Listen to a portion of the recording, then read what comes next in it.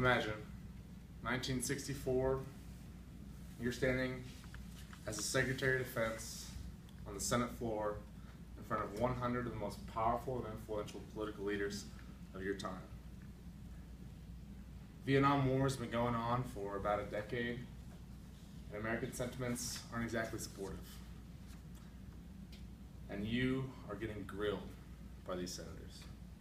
Questions are hard, and answers are even harder. And you're in a tough spot.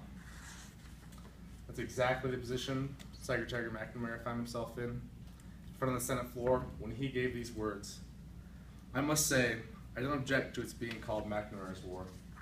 I think it is a very important war, and I am pleased to be identified with it and do whatever I can to win it. It took Robert McNamara 30 years after a war that cost nearly 4 million lives total to come back in his memoir and recant, we were wrong, terribly wrong. We owe it to further generations to explain why. Why were we wrong?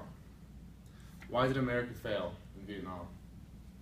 Robert McNamara outlines 11 points in his memoir about why he thinks that we failed, but there are a lot of different perspectives on that question. Another perspective comes from Tobias Wolff, an author and Vietnam War veteran who wrote his memoir in Pharaoh's Army. He gives good insights about the war and its experience and his experiences in it. Once this experience towards the end of his book brings up the character of Captain Cale. Captain Cale is a newly arrived infantry officer at Wolff's post, and Wolff uses Cale to illustrate some of the reasons he thinks America failed in Vietnam. Captain Cale is culturally ignorant of the Vietnamese, possesses strong ideas of American exceptionalism, and is even ignorant to his own ineffectiveness and his inability to change. So as I go through those 3 points, I'm going to tie them back to Robert McNamara's ideas about why we failed and show the parallels between those two. First, we have cultural ignorance. When Captain Cale arrived at Wolff's post, he claimed that Wolff babied the Vietnamese instead of raising them to the American standards of aggression. They lacked the killer spirit that Cale was used to. He saw Vietnamese who were different, Vietnamese soldiers who didn't operate like the traditional American soldiers that he had in mind should operate. And rather than adapting to these surroundings or understanding their culture for what it was, he, in the terms of Robert McNamara, viewed the people and leaders of Vietnam in terms of their own experience, totally misjudged the political forces in that country. Even further, Cale didn't even learn Vietnamese. He only learned enough to issue commands, and that was it. Not to have even a working relationship, no personal relationships, just enough to issue commands. And this, as Robert McNamara puts it, this profound ignorance of history, culture, and the people of the area led to his failure. He didn't have any relationships. He only did enough to where he thought he could be effective. So along with this cultural ignorance, Captain Cale has strong attitudes of American exceptionalism. He gets to this battalion, doesn't understand how they work, and instead of trying to adapt to that, he says, I'm going to turn my future battalion into a killer fighting unit unlike this one. This way wasn't the right way. He would go and he would give commands.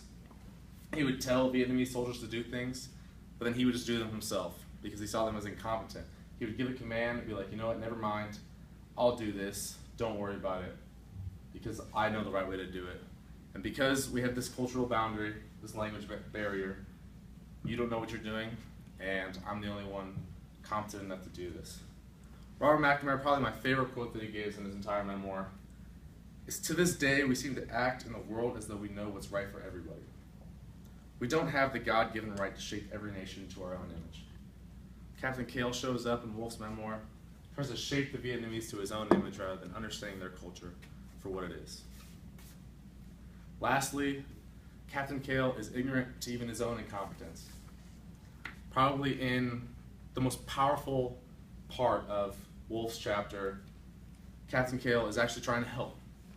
He's caused this massive destruction amongst the Vietnamese people, and he picks up this picture that has been kind of thrown towards his way, and he goes to each Vietnamese woman like, is this yours? Is this yours? What can I do to help? Probably the most compassionate scene. And the Vietnamese woman won't even look at him. Ignore that he's even there. Won't turn their heads. And in McNamara's closing, in Wolfe's closing sentence, he states, they wouldn't even look at him, but it wouldn't have mattered anyways. He was speaking English.